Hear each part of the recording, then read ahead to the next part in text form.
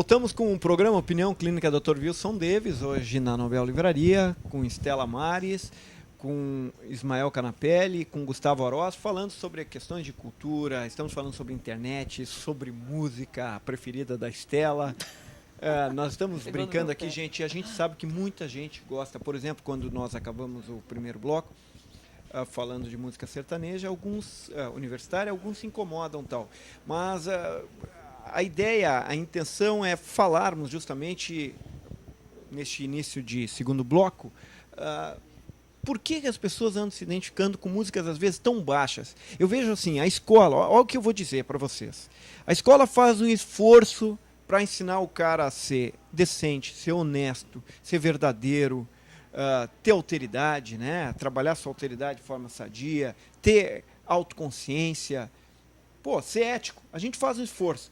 O discurso fundante da família, dos pais, olha, tu pode, meu filho, minha filha, isto, aquilo, mas nem tudo te convém, este é um caminho que tu deve saber trilhar, o caminho do respeito. Tu vê umas letras preconceituosas, umas letras burras pra caramba, de violação do papel do feminino, do masculino. Tu vê músicas que agridem a condição sexual, que agridem a condição étnica, que agridem a questão de gênero. E isso tudo dito como normal, como bacana, cantado, e as pessoas achando isso o máximo. Tudo bem que alguém goste disso, mas e por que eles não... Eles dizem assim, tu tem que ser condescendente, tu tens que respeitar. Bom, mas onde é que está o respeito pelas coisas mais legais? Né? Por que ninguém está afim de ouvir uma coisa bacana? Porque quando tu dizes alguma coisa mais pesada, mais crítica, que nos faz pensar e que talvez nos faça ser melhor, as pessoas não querem ouvir. Esse papo é chato, essa conversa é chata e tal. Gustavo, por que andamos nos identificando com tantas coisas ruins? Bem, David, tu fazes uma análise bastante profunda realmente e trata dos paradoxos que a escola sofre, que diria que a igreja ou as igrejas sofrem, que algumas instituições que sempre foram formadoras ou são importantes na questão da socialização e do ensino até estão passando. Quando a gente ouve algumas letras e algumas músicas que estão assim tocando e algo efêmero, né, algo passageiro, ou seja, são quando eu vou conhecer tal repertório, ele já deixou de ser conhecido. Ou seja, tem uma transitoriedade, esse efêmero, né, não é algo perene. Tá? Acontece ou seja, com uma rapidez tão grande que não permanece. Por que isso está acontecendo? Bom, se eu tivesse a resposta pronta, se nós tivéssemos, né, nós estaríamos já teria tornado isso um livro ou uma tese e teríamos vendido. Eu tenho a impressão que, e aí não é uma crítica, mas nós estamos vivendo, não é uma crítica à internet ou às redes sociais ou a rapidez das informações, mas eu tenho a impressão que por vezes nós somos muito influenciáveis. Nós, eu digo a sociedade, me incluo, né? Muito influenciáveis. Não que nós nunca tenhamos sido, não, muito pelo contrário. E o jovem, ele está eu tenho sobrinhos, convivo com... Ele está numa fase aí de transição e de formação também, de se autoafirmação. E aí você imagina o seguinte, eu vou citar, imagina o adolescente, o pré-adolescente que não for ao planeta Atlântida. Ele está fora do círculo, não está? Não faço nenhuma crítica ao planeta Atlântida, não é isso, mas eu estou trazendo um fato, e lá o Planeta Atlântida, pelo que eu sei pela imprensa, também tem vários shows, tem inclusive sertanejo, tem o pagode. Então, isso perpassa de uma forma tão simbólica, novamente voltando, né? É uma simbologia tão forte que aí, inclusive, e aí se trabalha um lado psicológico, o lado subjetivo, só quem vai sabe. Era esse a hashtag, né? Ou seja, usando a linguagem do internetês, né? E aí então e eu sei porque eu tive dois adolescentes muito próximos que tiveram que ir porque o grupo ia, né? Ou seja, isto perpassa.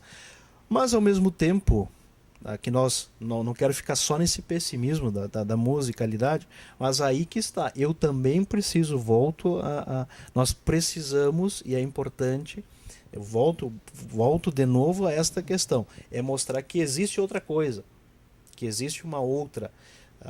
A gente não pode, novamente, eu repito, não podemos cair no maniqueísmo, dizer, dividir o mundo, aqui só está o bom e aqui só está o mal. Agora, a gente só pode contornar ou superar esta chamada banalidade, né, ou a época das banalizações, no momento que tivermos paradigmas e exemplos. Evidentemente que tu, como professor, eu também, nós remamos por vezes contra a maré, sem dúvida alguma. Mas eu sou otimista nesse sentido que nós deixamos marcas, sem dúvida alguma. O Ismael com o seu texto, Estela Maris com seus posicionamentos, nós deixamos marcas e a gente pode, sem dúvida alguma, criar uma cultura de frequentar uma livraria, de frequentar um café, ou seja, de criar. Não quero ser classista, longe disso, né? Mas ter um outro espírito, né? Mais apurado, ter um gosto, né? Isso faz parte, isso é importante. Tu falas justamente na questão de sermos educados para a cultura, não para o entretenimento, né? Porque sim, o entretenimento nada mais é com apelo ao consumismo. Ele tem seu lugar? Sim. Tem. Mas a educação para a cultura, para a sensibilidade, por exemplo, tu sabes, tu és educador, a sensibilidade, gente, é provado. Ela se dá através da boa música, através da literatura, através das artes. É incrível que a sensibilidade é desenvolvida através daquilo que nós consideramos classicamente como cultura, né? Classicamente, porque existem várias ideias e na pós-modernidade cultura se tornou tudo, absolutamente tudo, tem até críticas sociais a respeito disso, tudo que é manifesto. Isso é a cultura do bairro, isso é a cultura não sei do que. Bom, a sensibilidade, Ismael, é algo que nos capacita a sermos mais críticos. Nesta linha que o Gustavo estava tratando, tu és uma pessoa insistente. Muito insistente. Concordo. Porque, obviamente, quando tu escreves um texto, e tu escreves também para o Jornal Zero Hora, eu sei que muitas pessoas leem, mas muitas pessoas, mas muito mais pessoas, leem outras bobajadas e acham que esse texto é chato, é difícil. Esta geração, talvez, não está sendo educada, e eu vou ocupar até a nossa cidade, Lajeado. Até então não tinha um teatro. Imagina, não tinha uma livraria. Como uma cidade quer ser polo, se não tem um teatro decente, uma livraria, só podemos estar de sacanagem com a gente mesmo. Tu acha que essa geração precisa ser educada para a sensibilidade? E eu sei que tu fazes muito bem, e no final eu quero que tu fales sobre as oficinas que tu tem, para que as pessoas coloquem para fora, aprendam, organizem mentalmente, estruturalmente, né, suas sinapses e tal, para escrever. Como tu está vendo essa questão da educação para a sensibilidade?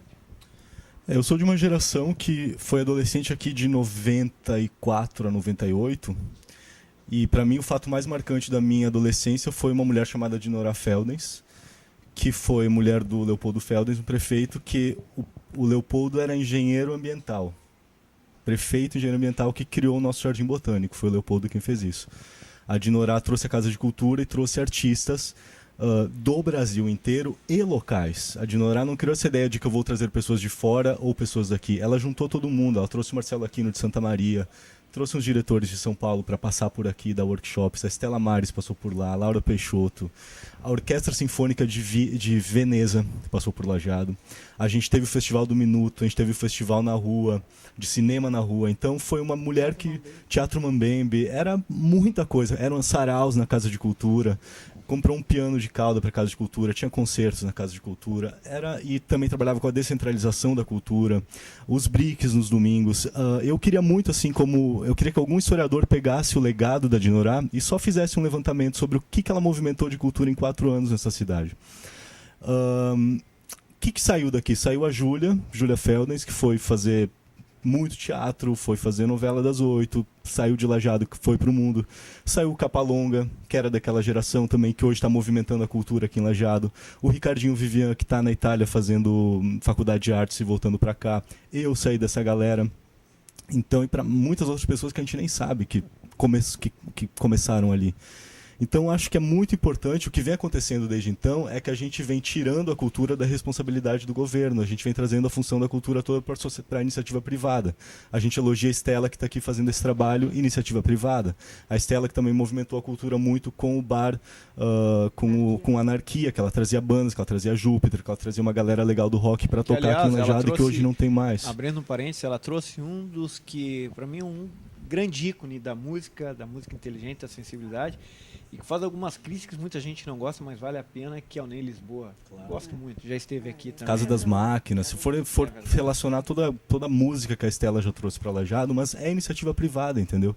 E desde então aconteceu a nossa cultura tem vivido um processo de sucateamento aqui em Lajeado mesmo, assim, é assustador o que vem acontecendo, e a gente culmina com uma nova prefeitura que traz como secretária de cultura uma assistente de uma secretaria de cultura falida, que passou 8 anos, do Gerson Teixeira, que nos trouxe a Sheila Carvalho e o padre Fábio de Mello. E aí quem entra hoje na Secretaria de Cultura é a assistente dele, a Neca Dal Moro. Então, se a gente for entrar nesse processo, assim, concordo com tudo que se fala sobre música e tudo mais, mas eu acho que assim, a cultura local é assustador o que vem acontecendo. E nós temos uma nova prefeitura e todo mundo vibrou com essa nova prefeitura. E nos dá mais do mesmo é muito frustrante, eu acho, assim, sabe? A gente saber que a gente vai ter que passar mais 3 anos tendo aulinha de pintura, de cerâmica, garota verão, e deu. Entendeu? E aí fica na Univates, que tem que fazer um teatro, fica na Estela, que tem que abrir um espaço de leitura, fica no Galeras, que tem que trazer algumas bandas novas, fica no Sesc, que tem que fazer o Pratas da Casa, Carol Leibniz e a Betina bombando lá, porque a gente não tem político trabalhando pela cultura nessa cidade há 12 anos. Aliás, é muito tempo. É muito tempo. É Schumacher, 2 anos de Carmen, que não se trabalhou de forma alguma em alta cultura nessa cidade. Não veio um profissional gabaritado trabalhar nessa cidade. Então o que a gente tem na mão? Nada. A gente tem 12 anos de uma geração cultural jogada no lixo. Muito interessante essa tua crítica.